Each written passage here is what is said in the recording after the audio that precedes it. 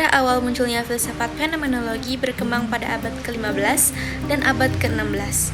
Pada masa itu terjadi perubahan besar dalam diri manusia tentang perspektif dirinya di dunia ini. Pada abad sebelumnya, manusia selalu memandang segala hal dari sudut pandang ketuhanan. Selanjutnya terjadilah gelombang besar modernitas pada kala itu yang mengubah sudut pandang pemikiran tersebut. Para filsuf banyak juga yang menolak doktrin-doktrin gereja dan melakukan gerakan reformasi yang disebut sebagai masa pencerahan. Selanjutnya, fenomenologi ini pada awalnya merupakan gerakan filsafat Edmund Husserl pada tahun 1859 sampai tahun 1838.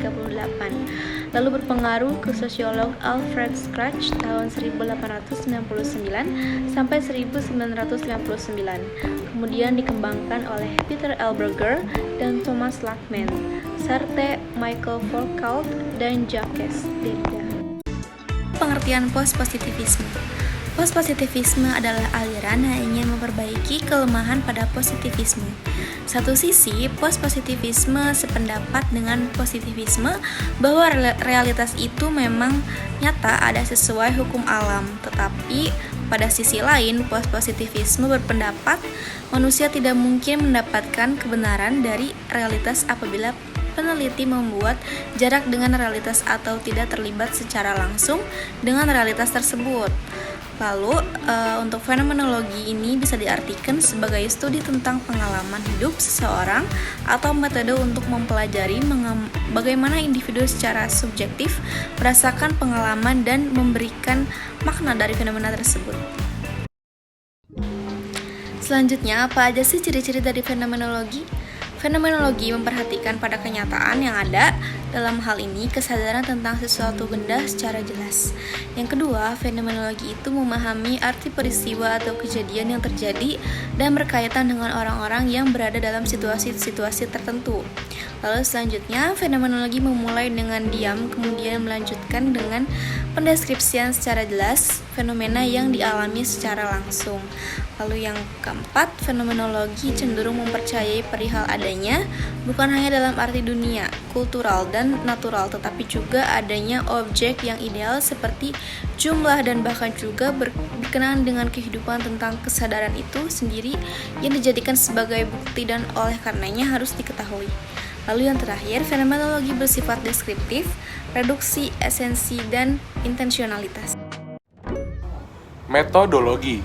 Metodologi atau pendekatan yang post-positivisme fenomenologi gunakan ialah pendekatan kualitatif, di mana pendekatan ini bersandar pada pengumpulan sumber yang sifatnya deskriptif, menggunakan metode yang bersifat induktif dan objektif tentunya, yang nanti hasilnya akan berupa data yang bersifat deskriptif dan dapat dipercaya karena didapat langsung dari objek yang telah diteliti berdasarkan hasil wawancara.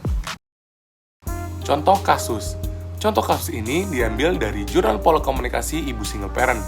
Jurnal ini merupakan sebuah contoh yang sangat konkret dan post-positivisme fenomenologi, karena pada fenomenologi membahas mengenai pengalaman hidup seseorang atau metode yang mempelajari bagaimana individu secara subjektif dapat merasakan pengalaman dan memberikan makna dari fenomena tersebut.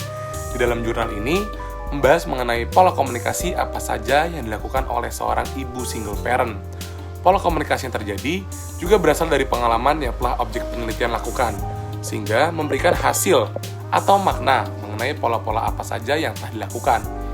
Di jurnal ini juga terdapat bahasan tentang perbandingan pola komunikasi ibu single parent yang berlatar belakang sebagai pedagang, pekerja kantoran, dan ibu rumah tangga.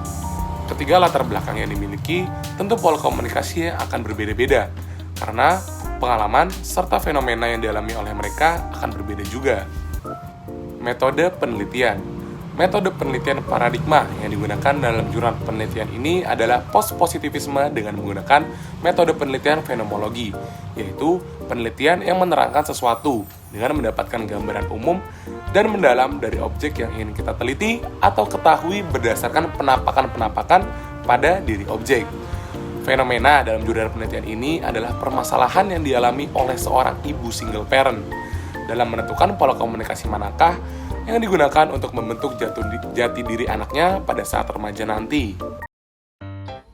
Baik, Bahasan selanjutnya itu mengenai mengapa menggunakan paradigma pospositivisme.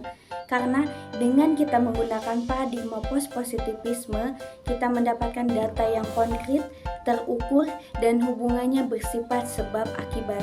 Paradigma positivisme juga dapat menghasilkan data dari tempat tertentu yang alamiah alias bukan buatan, melainkan pure menggunakan populasi dan metode yang valid. Mengenai populasi.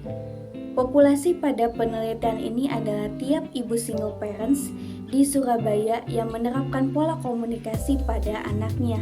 Informan pertama dengan latar belakang sebagai pedagang yang berjualan di rumahnya sebanyak 3 orang. Informan kedua ibu single parents dengan latar belakang sebagai pekerja kantoran sebanyak 2 orang. Dan informan ketiga merupakan ibu single parents dengan latar belakang sebagai ibu rumah tangga sebanyak 2 orang. Jadi, jurnalis penelitian ini menggunakan sebanyak 7 orang ibu single parents yang dijadikan informan untuk populasi. Selanjutnya, bahasan mengenai hasil dan pembahasan. Hasil penelitian mengenai pola komunikasi ibu single parents menemukan bahwa terdapat 3 pola komunikasi yang diterapkan oleh ketujuh informan, yaitu terdapat 2 informan yang menerapkan pola komunikasi autotarian, terdapat 3 informan yang menerapkan pola komunikasi permisif, dan terdapat 2 informan yang menerapkan pola komunikasi autoritatif. Pada pola komunikasi yang pertama yaitu pola komunikasi autotarian. Pola komunikasi di mana orang tua selalu menuntut, memiliki kontrol yang tinggi akan segala pilihan anaknya, memerintah anaknya tanpa berkompromi terlebih dahulu, sehingga kurangnya tingkat menerima pada segala pencapaian anaknya. Pada pola komunikasi ini, anak tidak terbuka dengan orang tua, tidak percaya diri, menjadi penakut, dan cenderung kurang bisa mengekspresikan dirinya sendiri karena tumbuh dengan perintah dan tuntutan sesuai dengan keinginan orang tuanya saja. Pada pola ini, autotarian terdapat 2 informan dengan latar belakang yang sama, yaitu sebagai single parents yang menjadi wanita karir atau kantoran. Selanjutnya, pola komunikasi yang kedua yaitu pola komunikasi permisif. Pola komunikasi di mana orang tua cenderung memberi kebebasan kepada anak untuk mendorong keinginannya, sehingga tingkat menerima pencapaian anaknya sangat tinggi. Pada pola komunikasi ini, anak cenderung suka mendominasi di lingkungannya karena merasa memiliki kebebasan dan selalu memperoleh dukungan dari kedua orang tuanya. Namun, dengan kurangnya bimbingan, anak tidak jelas arah hidupnya dan prestasinya merendah. Pada pola komunikasi permisif ini terdapat 2 informan yang memiliki latar belakang sama, yakni single parents dengan status sebagai ibu rumah tangga. Pola komunikasi yang terakhir yaitu pola komunikasi autoritatif. Pada pola komunikasi di mana orang tua memiliki penerimaan dan kontrol yang seimbang terhadap anaknya, bersifat responsif terhadap segala kebutuhan anak dan mendorong anaknya untuk menyatakan pendapat dan memberikan bimbingan terhadap perbuatan yang baik dan buruk. Pada pola komunikasi ini, anak cenderung lebih percaya diri, memiliki tujuan hidup yang jelas, memiliki prestasi dan terbuka terhadap orang tua karena diberi bimbingan dan dorongan terhadap segala pencapaian anaknya. Pada pola komunikasi autoritatif ini terdapat 3 informan single parents yang memiliki kesamaan latar belakang sebagai pedagang di rumahnya.